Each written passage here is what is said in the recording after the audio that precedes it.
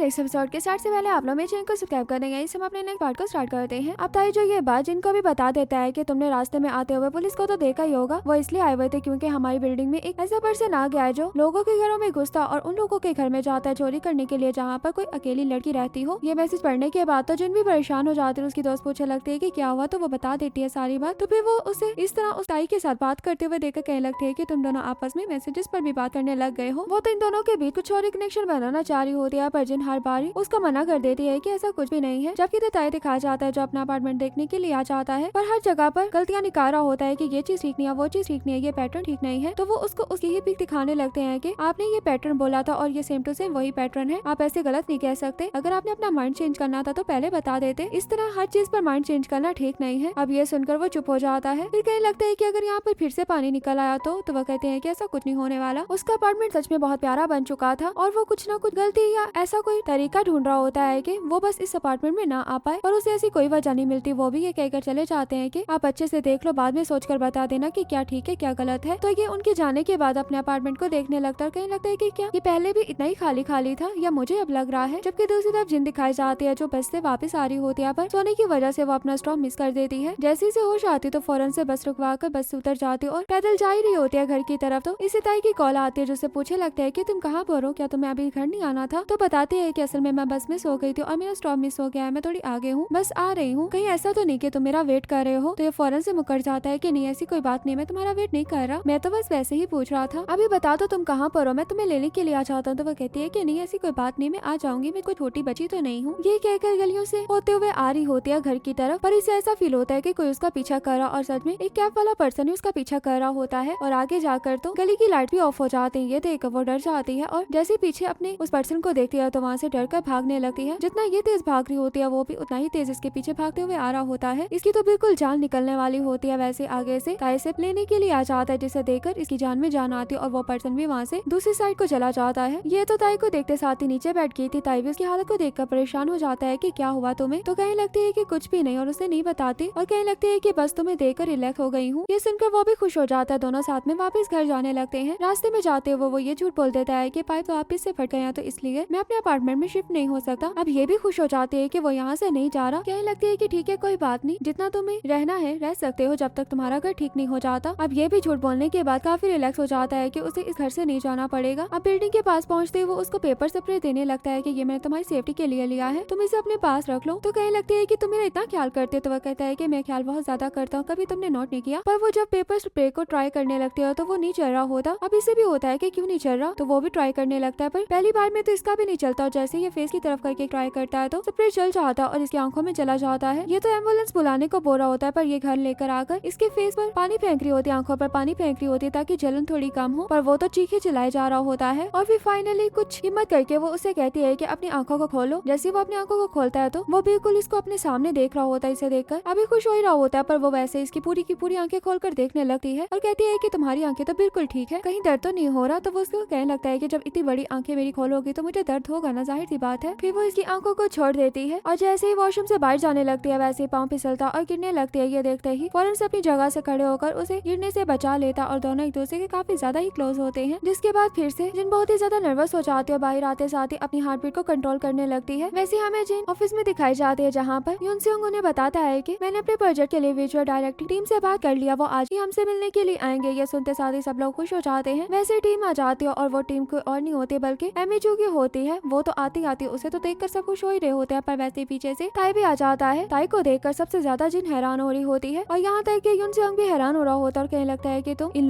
लो का सुनकर सब लोग देखने लग जाते हैं कि क्या मतलब इन लो। जबकि एमिजू भी जिनको देखने के बाद कहती है कि वाइफ बेचारी जिन तो बहुत ही ज्यादा घबरा जाती है और कहने लगती है कि नहीं मैं तो अभी मैरिड भी नहीं हूँ। जबकि जुन सेयोंग जो इस बात को चेंज करते हुए टॉपिक को चेंज करके मीटिंग के लिए सब लोगों को ले जाता है। जैसे सब लोग मीटिंग करने के बाद फ्री होते हैं सभी लिफ्ट से नीचे जाने लगते हैं, पर एक पर्सन जो होता है जिसे बार बार ताई देखा लग रहा था, इसलिए कहने लगता है कि मैंने तुम्हें कहीं तो देखा है। जबकि ताई को याद आ रहा होता है कि इसने मुझे कहाँ पर देखा होगा। वैसे ही ताई को याद आता है कि वो जो वीडियो थी जिसमें मैं नजर आ रहा था इसने वही वीडियो देखी होगी। वैसे लिफ्ट लॉबी की तरफ जा रही होती है। लॉबी का सुनते ही उसे याद आ जाता है कि हाँ मैंने तुम्हें लॉबी में देखा था। अब इस पर तो ये भी अपना मुंह छुपा रहा होता है, जबकि जिन भी अपना मुंह छुपा रही होती क्योंकि इसके साथ साथ जिनको भी सबने पहचान लिया था। दोनों ही सबसे पहले लिफ्ट से बाहर चले जाते हैं। आप सभी साथ में बैठकर कंपनी डिनर करने लगते हैं, जहाँ पर इन दोनों को लेकर बात चल रही होती है कि आप दोनों आपस में क्या लगते हो, आप दोनों क्या एक दूसरे को डेट कर रहे हो, आपने बेबी बोला था। इस बात से ताई तो बहुत खुश हो रहा होता है, पर जिन फौरन से कह देती है कि नहीं ऐसा कुछ भी नहीं है। तो वो पूछते हैं कि आप दोनों मैरिड हो, तो वो कहती है कि नहीं, असल में ये उसकी सिस्टर का बेटा है और ये उसका इन-लॉ है। तब जाकर उन्हें समझ आता है कि ये तो उनका असल में नेफ्यू है। और भी क्वेश्चन पूछते से पहले यूनसेओग सब लोगों को चुप करवा देता है कि इतना भी किसी के घर में नहीं घुसना चाहिए, जिसके बाद सब लोग चुप कर जाते हैं। अब तीनों साथ में बैठकर जब ड्रिंक पी रहे होते हैं तो इन दोनों लड़कों की आपस में ही जिन को लेकर अंदर ही अंदर लड़ाई स्टार्ट हो जाती है कि जिन क्या पीती है, क्या करती है। इस तरह की बातें सब ताई को पता होती है, पर यूनसेओग को उसके कॉलेज तक की सारी आदतें पता थी। अब की आदतें जो भी उसकी चेंज हुई थी वो उसे नहीं पता थी और यही बात उसे तंग कर रही होती है कि ये उसे जीत रहा है चीज में। अब ये दोनों ही 10 मिनट बॉलिंग में भी मुकाबले पर आ जाते हैं। दोनों एक दूसरे को कम्पीट करने लगते हैं। दोनों ही बहुत अच्छा कह रहे होते हैं। जैसे अच्छी बॉलिंग करके ताई आता है तो आते साथ ही खुशी में जिन के साथ क्लैप करता और ये चीज यूनसेओग को बिल्कुल भी अच्छी नहीं लगती। वो भी अब की बार बहुत अच्छी बॉल करता और जैसे ही जिन के पास आता तो जिन अपने हाथ भी ऊपर कर देती है, पर दूसरे को लेगा कर उसका वो क्लैप वाला मोमेंट ले लेता है, जिस पर उसे काफी गुस्सा तो आ रहा होता है पर चुप कर जाता है। अब इसी तरह दोनों आपस में बहुत ज्यादा कम्पीट कर रहे होते हैं और जैसे ही ताई अब की बार भी बॉलिंग अच्छी करता है तो वो फौरन से आकर जिन को हक कर लेता है, जिस पर जिन भी काफी ज्यादा शौक होती है, पर वो दूसरे लड़के को भी जाकर हक कर लेता है जिनको हक करने के बाद, जिस पर जिन थोड़ी रिलैक्स हो जाती है और क्लैपिंग करने लगती है। अब यूनसेओग की बारी होती है और ये उसकी लास्ट ही बारी होती है क्योंकि ताई की भी लास्ट ही बारी थी। वो जैसे ही बॉल फेंकता है तो सच में सारी की सारी पिंस गिर जाती हैं। पर क्या फायदा था, ताई तो इस गेम में जीत गया था, जिसकी जीत में सभी लोग खुश हो रहे होते हैं। और वैसे सबके जाने की बारी आ जाती है। एक ने तो काफी ड्रिंक कर ली थी इसलिए उसे कैब में बिठा दिया जाता है। अब उसके जाते ही ताई से भी एक काम का बोला जा रहा होता है कि तुम्हें मेरे साथ ऑफिस चलना होगा, पर उसका दिल नहीं होता क्योंकि उसे जिन के साथ वापस घर जाना होता है। पर फौरन से मौके का फायदा उठाते हुए यूनसेओग कहने लगता है कि मैं तुम्हें जिन घर छोड़ दूंगा। जिन कहते हैं कि आप छोड़ सकते हैं, तो वो कहते हैं कि हाँ, पर ताई का बिल्कुल दिल नहीं होता कि वो उसके साथ जाए, इसलिए उसे रोकने लगता है पर समझ नहीं आता कि उसे क्या बोले और इसके साथ जबरदस्ती उसे बैठकर जाना पड़ता है। वो जाते हुए कहने लगता है कि तुम अपनी फीलिंग्स को बिल्कुल भी छुपा कर नहीं रख सकते। तो वह कहता है कि क्योंकि ज्यादा ही ऑब्वियस हो रहा था। तो कहने लगता है कि जाहिर सी बात एक लड़की के लिए दोनों लड़के कम्पीट करने लगे हुए थे। तो वह कहने लगता है कि आपकी तरह मैंने चांसेस को खोया तो नहीं है। ये बात सुनकर वो कहता है कि क्या तुम्हें मेरा और एमिचू का पता है। तो वह कहता है कि हाँ, इतना ऊंचा ऊंचा बोलेंगे तो पता कैसे नहीं चलेगा। जबकि इधर जिन यूनसेओग के साथ दिखाई जाती है जो हान रिवर पर दोनों रुक जाते हैं और फायरवर्क को देखने लगते हैं, जो वो कॉलेज लाइफ में नहीं देख पाए थे जब यूनसेओग ने इसे इन्वाइट किया था। पहले वो फ्लावर्स देखने के लिए जाते हैं और फिर वहाँ से इन लोगों ने हान रिवर पर फायरवर्क्स देखने के लिए आना था। बट उससे पहले ही यूनसेओग से कोई बात बताता इसे कॉल आती है, जिससे इसे पता लगता है कि यूनसेओग अपनी वाली स्कॉलरशिप इसे दे रहा अपनी सीट छोड़कर। ये सुनकर वो फौरन से अपने माइंड को चेंज कर लेती, इसलिए उसे कहती है कि मैं अब्रॉड जा रही हूँ पढ़ने के लिए, क्योंकि उसे पता था कि यूनसेओग की सारी मेहनत जो भी उसने इतनी मेहनत से स्कॉलरशिप ली है वो उसके पास आ जाएगी बगैर मेहनत किए, और वो ये चीज नहीं चाहती थी। और वो जब ये सब बातें बता देती है तो उसका दिल हल्का हो जाता है। पर यूनसेओग के फेस एक्सप्रेशन से पता लग जाता है कि उसे इन सब बातों का पहले से पता था। पर वो कहती है कि मैंने इसलिए तब ये किया था क्योंकि मुझे पता लग गया था कि आपको पता है कि मैं बेसमेंट में रहती हूँ और मैं बहुत ही ज्यादा गरीब हूँ और मुझे स्कॉलरशिप की जरूरत है। मैं अपने आप को नीचा फील नहीं करवाना चाहती थी आपके सामने, इसलिए मैंने ऐसा किया। तो वह कहता है कि हाँ, मैं समझता हूँ तुम्हारी बात को, इसलिए मैं भी उस टाइम पर चुप कर गया था। वैसे फायरवर्क्स होने लगते हैं, दोनों साथ में बैठकर फायरवर्क्स को एंजॉय करने लगते हैं कि पहले नहीं देख पाए, चलो अब तो देखें। अब यूनसेओग इसे घर तक छोड़ देता, कहता है कि जब तक तुम ऊपर नहीं चली जाती तब तक मैं नहीं जाऊंगा। तो वो भी इसे बाय करने के बाद अभी बिल्डिंग में ऊपर जाने लगती है। वैसे से रास्ते में ताई की भी कॉल आ जाती है। ताई को बताती है कि हाँ, मैं घर पहुंच गई हूँ। वो उससे बातें वगैरह कर ही रहा होता है, तभी ये अपने फ्लोर पे पहुंच जाती है और देखती है कि घर का डोर तो ऑलरेडी ओपन है। ये देखकर कहने लगती है कि घर का डोर क्या तुम ओपन छोड़ गए थे। तो वो कहता है कि नहीं। ये कहते कहते वो अंदर भी जा रही होती है और वैसे उसे एक शैडो नजर आता है, जिसे देखकर वो चिल्लाने लगती है और ताई बहुत ही ज्यादा डर जाता है। और इसी के साथ ही हमारा ये पार्ट यहीं पर एंड हो जाता है। इसका नेक्स्ट पार्ट 26 फेब को आएगा। तब तक के लिए बाय बाय।